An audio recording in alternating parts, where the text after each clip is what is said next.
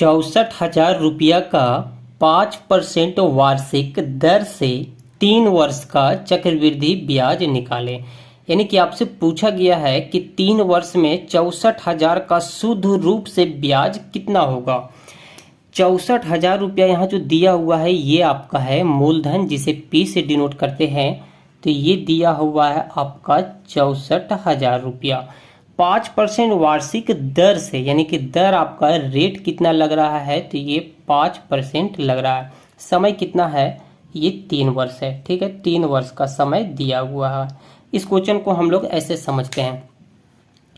मान लिया जाए कि आपने एक मोबाइल का दुकान खोला है। ठीक है, आप उसमें कुछ पैसा इन्वेस्ट किए, लेकिन आपको कुछ और भी पैसा चाहिए, पैसा आपका घट गया है।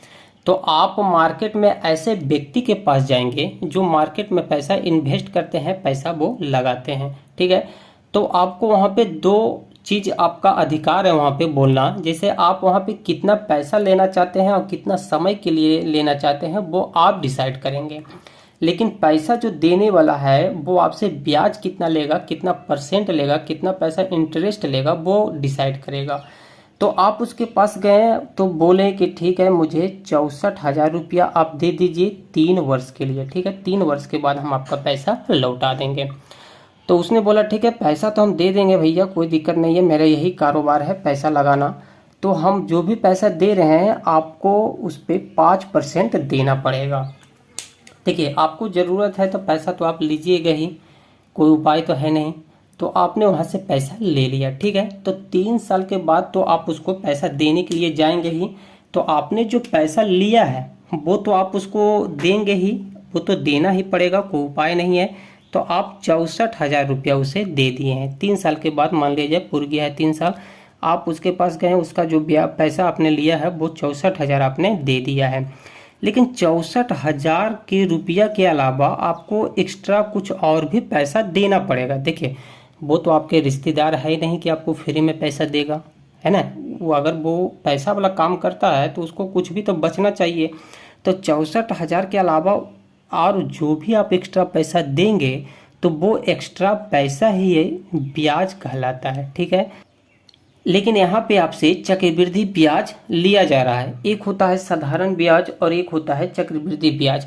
दोनों ब्याज ही है, लेकिन दोनों में क्या अंतर है वो समझिए। मान लिया जाए कि 1 साल में, देखिए पहला नंबर तो ये समझिए कि चक्रवृद्धि ब्याज और साधारण ब्याज पहला वर्ष में दोनों समान रूप से लगता है, ब्याज जो उस पर लगेगा समान वर्ष में लगता है। लेकिन चक्रवृद्धि ब्याज अगले वर्ष में जैसे प्रवेश करेगा तो इसका ब्याज उससे साधारण ब्याज से अलग हो जाता है।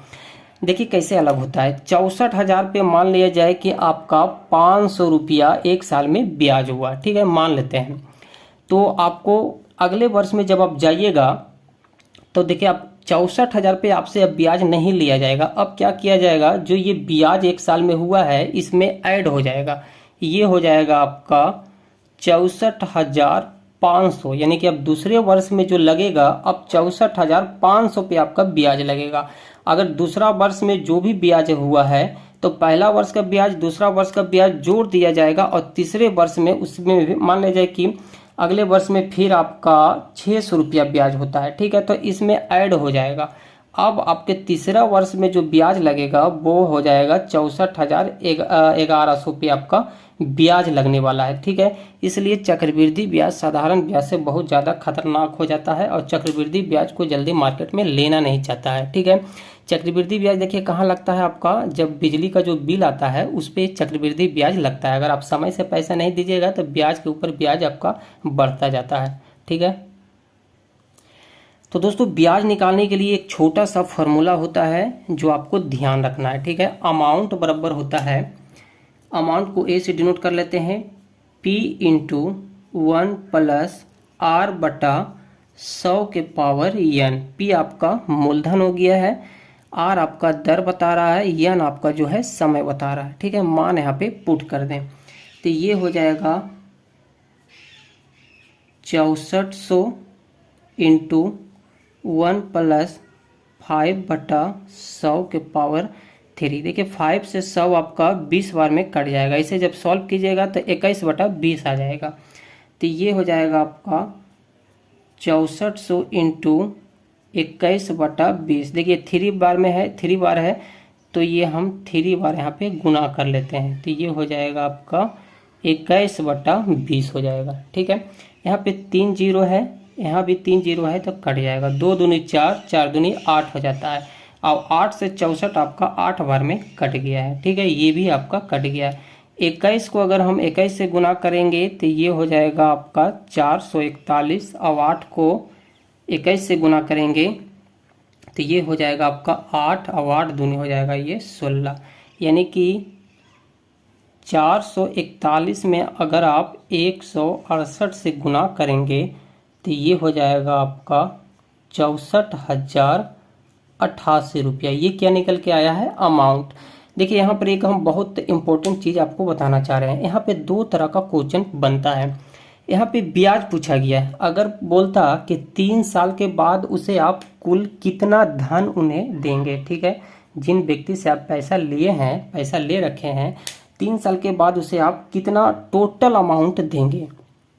अगर कुल धन बोलता तो आपका आंसर ये होता, 3 साल के बाद उसे आप जो कुल धन देंगे, टोटल जो राशि उसे आप देंगे, तो ये है 64,088 रुपया। लेकिन यहाँ पूछा गया, आपसे ब्याज पूछा गया है।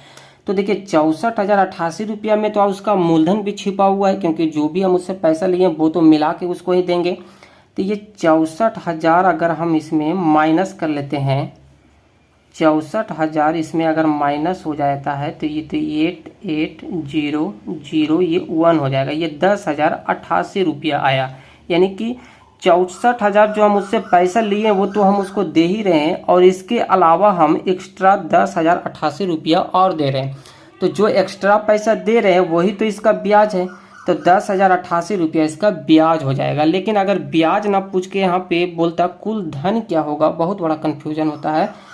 ये सब चीज़ों को समझना बहुत ज़्यादा ज़रूरी है, नहीं तो एग्जाम में आंसर गलत हो जाता है या फिर निकालने में थोड़ा दिक्कत होता है। अगर कुल धन बोलता तो यही भी मेरा आंसर हो गया है कि वो कुल धन 74,088 रुपये। लेकिन ब्याज अगर शुद्ध रूप से पूछा है तो दोस्तों 3 वर्ष में हम उसे ब्याज 10,088 रुपया दिए। ठीक है, तो यहाँ पे जो भी राशि दिया हुआ 64,000 के अलावा अगर कुछ भी देता 50,000, 60,000, 20,000, तो आपको पहले अमाउंट निकाल लेना है। ठीक है, अमाउंट निकाल लेना है, और अमाउंट जो भी आप निकाले हैं उसमें जो भी आपने उससे कर्जा लिया है, ठीक है, जो भी आपने पैसा लिया है, जितना भी आपने मूलधन लिया है उसमें आपको घटा लेना, और घटाने के बाद जो शुद्ध रूप से जो एक्स्ट्रा पैसा बचेगा वो आपका ब्याज हो जाएगा।